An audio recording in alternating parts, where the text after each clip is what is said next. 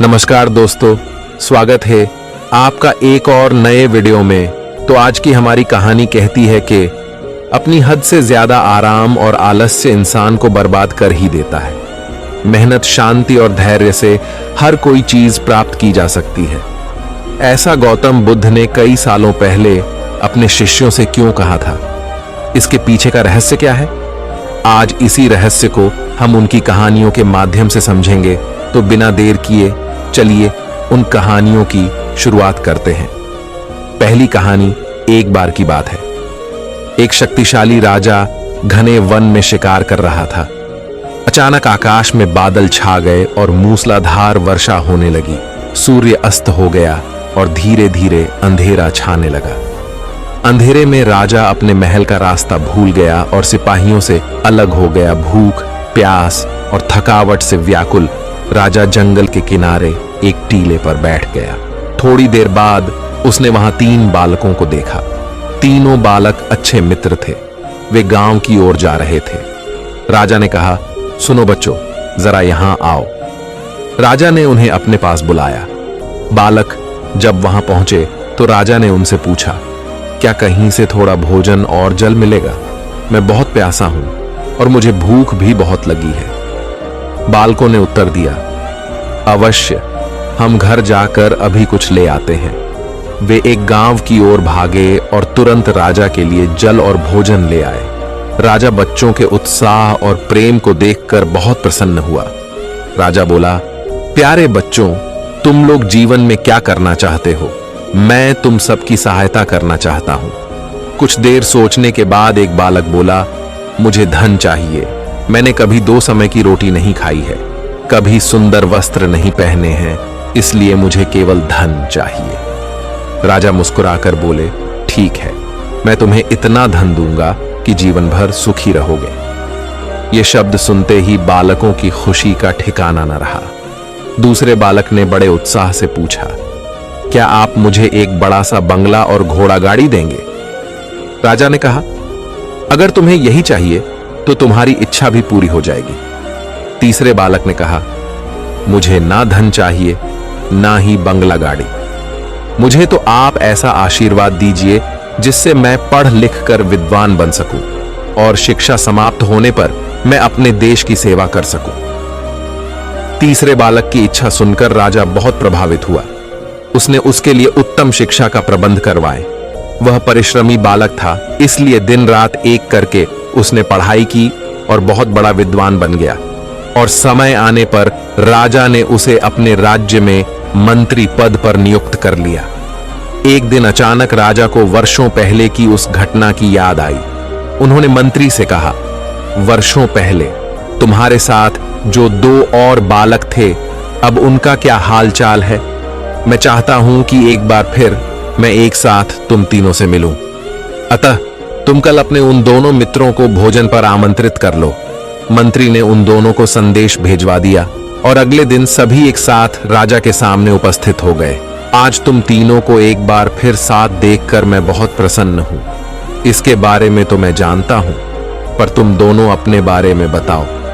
राजा ने मंत्री के कंधे पर हाथ रखते हुए, जिस बालक ने धन मांगा था, बहुत दुखी होते हैं, बोला, राजा साहब, मैंने उस दिन आपसे धन मांगकर बड़ी गलती की। इतना सारा धन पाकर मैं आलसी बन गया और बहुत सारा धन बेकार की चीजों में खर्च कर दिया। मेरा बहुत सा धन चोरी भी हो गया और कुछ वर्ष में ही मैं वापस उसी स्थिति में पहुंच गया जिसमें आपने मुझे देखा था। बंगला गाड़ी मांगने वाले बालक भी अपना रोना रोने लगा। महाराज, मैं बड़े ठाठ से अपने बंगले में रह रहा था, पर वर्षों पहले आई बाढ़ में मेरा सब कुछ बर्बाद हो गया और मैं भी अपने पहले जैसी स्थिति में पहुंच गया। उनकी बातें सुनने के बाद राजा बोले, इस बात को अच्छी तरह गांठ बांध लो। धन संपदा सदा हमारे पास नहीं रहते, पर ध्यान जीवन भर मनुष्य के काम आता है और उसे कोई छुरा भी नहीं सकता। शिक्षा ही मानव को विद्वान और बड़ा आदमी बना सकती है, इसलिए सबसे बड़ा धन विद्या ही है। तो दोस्तों, अब चलिए बढ़ते हैं हमारी दूसरी कहानी की तरफ। एक बार की बात है, महात्मा बुद्ध की सबसे प्रिय और निकटतम शिष्य आनंद कहीं जा रहे थे। रास्ते में उसने देखा कि एक अधेड़ उम्र का आदमी चट्टान पर बैठा रो रहा है। ये देखकर आनंद वहीं रुक गए और उस आदमी के पास जाकर उससे उसकी उदासी का कारण पूछा। उस आदमी ने अपने आंसू पोंछते हुए कहा, मैं पास के गांव में रहने वाला एक बदकिस्मत व्यापारी हूं। मैं जो भी काम करता हूं वह गलत हो जाता है। व्यापार की चाह में मैंने अपनी मां और पत्नी के गहने खो दिए, अपना परिवार खो दिया और अब अपना भी घर और खेत गिरवी रख दिया है। मुझे लगता है कि मेरी किस्मत खराब है। उसकी बात सुनकर आनंद ने कहा, तुम्हें किसने कहा कि तुम्हारी किस्मत खराब है? मुझे भी तो बताओ कि तुम्हारी किस्मत में क्या खराबी है। शख्स ने बताया कि पहले वह खेती करता था, लेकिन हर साल इसमें घाटा हो जाता था। कभी सूखा पड़ा तो कभी अतिवृष्टि से फसल खराब हो गई, कभी आवारा जानवर फसल को नुकसान पहुंचाते हैं, तो कभी कीड़े मकोड़े और बीमारियां फसल को बर्बाद कर देती हैं। खेती से मेरे परिवार का गुजारा ठीक से नहीं हो पाता था, जिसके कारण मैंने खेती छोड़ दी और बिजनेस करने का फैसला किया। मैंने अपनी पत्नी के गहने बेचकर अपना व्यवसाय शुरू किया, लेकिन मेरा व्यवसाय नहीं चला। शुरुआत में मेरे परिवार के सदस्यों ने मेरी आर्थिक मदद की और मेरा समर्थन किया, लेकिन जैसे ही मुझे घाटा होने लगा, मेरे परिवार के सदस्यों ने भी मुझे छोड़ दिया और उन्होंने मुंह मोड़ लिया मुझसे। अब वे मुझे देखकर नजरें फेर लेते हैं और अपने परिवार की गरीबी और दुर्दशा के लिए मुझे जिम्मेदार ठहराते हैं। अब मुझे लगने लगा है कि मेरा जीवन निरर्थक है। अक्सर मेरे मन में विचार आते हैं कि मुझे अपना जीवन समाप्त कर लेना चाहिए, और आज मैंने ऐसा कर लिया। यहां आत्महत्या करने आए थे, लेकिन मेरी हिम्मत नहीं हो रही थी, इसलिए मैं इस पत्थर पर बैठकर रो रहा था। दूसरी ओर मेरा एक दोस्त है। हम दोनों ने एक साथ व्यवसाय शुरू किया, लेकिन वह आगे बढ़ गया और मैं पीछे रह गया। मेरी असफलता के कारण वह मुझे हर समय अपमानित करने की कोशिश करता रहता है और वह अक्सर मेरे पास आता है। वह अपनी सफलता के बारे में बड़ी बड़ी बातें करता है। वह मेरे परिवार को बताता है कि उसने कितनी मेहनत करके इतना बड़ा व्यवसाय खड़ा किया है, और वह अक्सर मुझे, मेरी पत्नी और मेरे माता पिता को अपने फलते फूलते व्यवसाय की कहानियां सुनता है, जिससे मेरा परिवार प्रशंसा करता है। लेकिन वे मेरे बारे में बुरा बोलते हैं। वे मुझे निकम्मा और कमजोर दिमाग वाला कहते हैं। मेरी पत्नी और माँ मुझे हर बात पर ताना मारते हैं, जिससे मुझे बहुत दुख होता है, और कभी कभी मुझे अपनी असफलता पर गुस्सा आता है, लेकिन मैं समझ नहीं पाता क्या करें। यह सुनकर भिक्षु आनंद ने पूछा, आपको किस बात से दुख होता है? आपकी अपनी असफलता या आपके मित्र की सफलता?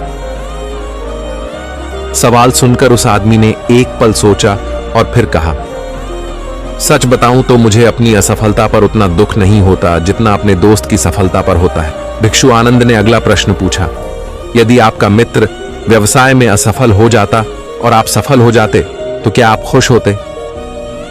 व्यक्ति ने कहा, हां, मुझे बहुत खुशी होगी। आनंद ने कहा, मतलब आपकी खुशी आपके दोस्त पर निर्भर करती है। अगर वह चाहे तो आपको खुश कर सकता है, और अगर वह चाहे तो आपको दुखी भी कर सकता है। आप खुद से न तो खुश हो सकते हैं और ना ही दुखी। भिक्षु। आनंद की बातें सुनकर वह व्यक्ति कुछ देर सोच में पड़ गया और फिर बोला, आपकी बातें सुनकर मुझे कुछ आशा जगी है। तब भिक्षु आनंद ने कहा, जब हम किसी चीज की आशा करते हैं तो हम उस पर निर्भर हो जाते हैं, फिर हमारा सुख दुख भी उस पर निर्भर होने लगता है। इसलिए सबसे अच्छा है कि आप खुद से ही उम्मीद करना शुरू कर दें। जब आप ऐसा करते हैं और साथ ही मेहनत और ईमानदारी से काम करते हैं, तो आपको सफलता जरूर मिलेगी। आप सोचते हैं कि आपका दोस्त आपको नीचा दिखाने के लिए आता है, वो आपको दुखी करने के लिए आता है, लेकिन अगर आप ईमानदारी से सोचें तो वो जो बातें कहता है वह सच होती है।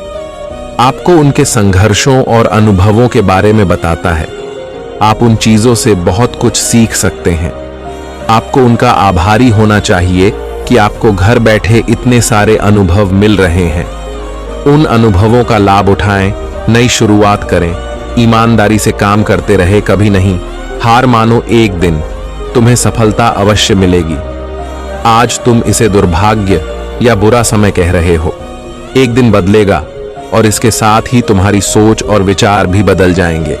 और देखिए, जब आपका अच्छा समय शुरू होगा तो आपके दोस्त भी आपको उसकी सफलता की कहानी नहीं बताएंगे। फिर उससे आपको अपनी असफलताओं और परेशानियों के बारे में बताने दें, ताकि आप उसकी बात सुनकर भ्रमित हो जाएं। आपका आत्मविश्वास हिल जाता है और आप गलत निर्णय ले सकते हैं। लेकिन उस समय भी आपको अपनी बुद्धि का इस्तेमाल करना होगा और खुद पर भरोसा रखना होगा। जिस तरह आज आपका दोस्त आपको दुखी करने के लिए आएगा, उसी तरह वह उस समय भी आपको बनाने के लिए आएगा, क्योंकि जैसे तुम्हें उसे दुखी देखकर आनंद आता है, वैसे ही उसे भी तुम्हें दुखी देखकर आनंद आता है। उस व्यक्ति ने कहा, आप सही कह रहे हैं, लेकिन मुझे सबसे बड़ा दुखी यह है कि इसमें मेरे परिवार के लोग भी शामिल हैं। दरअसल मैं अपने परिवार के लिए अच्छा करना चाहता था और उन्हें खुश रखना चाहता था, लेकिन वह मेरी बात भी नहीं समझ रहा है।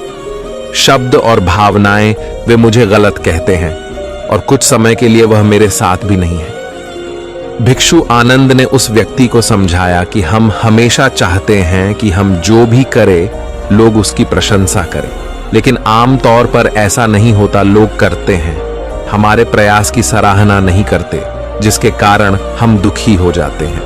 हमें लगने लगता है कि हमारे दोस्त, रिश्तेदार और परिवार के सभी सदस्य स्वार्थी हैं। लेकिन अगर आप किसी को अपना परिवार मानते हैं और उनके लिए कुछ करना चाहते हैं, तो आप ऐसा क्यों सोचते हैं?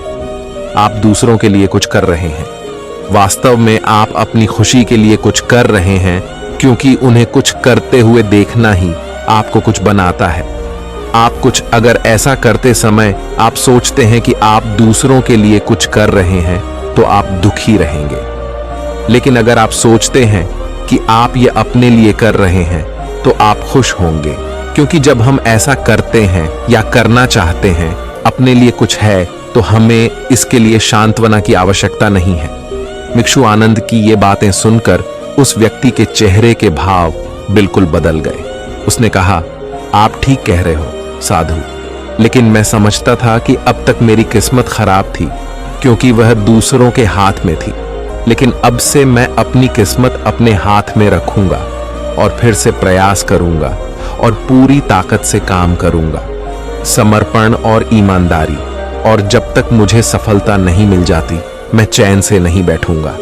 ये सुनकर भीक्ष आनंद मुस्कुराए और उन्हें एक छोटी सी डिब्बी देते हुए कहा, इस डिब्बी को हमेशा अपने पास रखना। इसमें एक मंत्र है जो तुम्हें बड़े से बड़े दुख से भी बाहर निकाल देगा, लेकिन इस डिब्बी को तभी खोलना जब तुम्हारे सारे रास्ते बंद हो जाए। बंद है, कोई आशा नहीं है और तुम्हें लगता है कि सब कुछ व्यर्थ है। ये दुनिया व्यर्थ है और यहां रहना भी व्यर्थ है।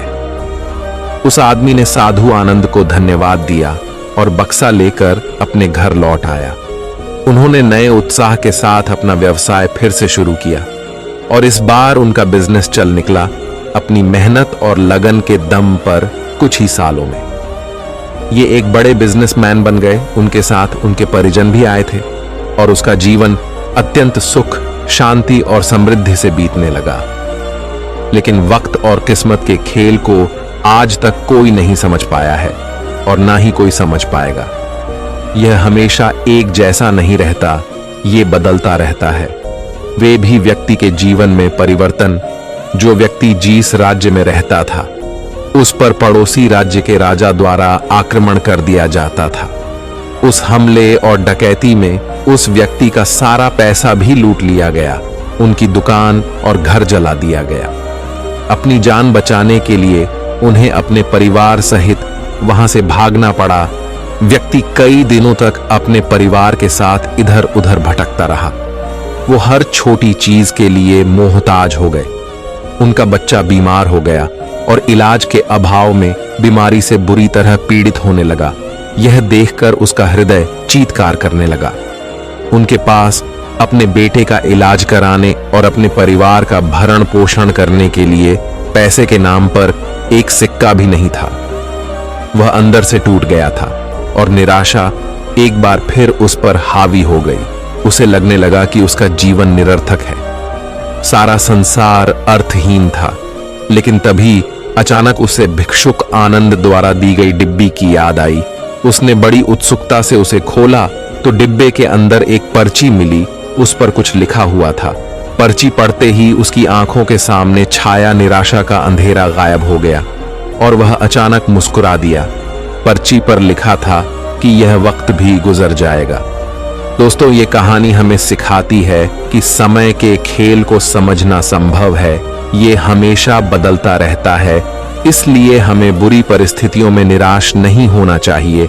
आत्मविश्वास बनाए रखना होगा, क्योंकि समय बदलता है। यदि आज बुरा है तो कल निश्चित ही अच्छा होगा। तो दोस्तों, कैसी लगी आपको ये कहानी? आप हमें कमेंट सेक्शन में जरूर बताना, और अच्छी लगी हो तो इस चैनल को सब्सक्राइब जरूर कर लेना।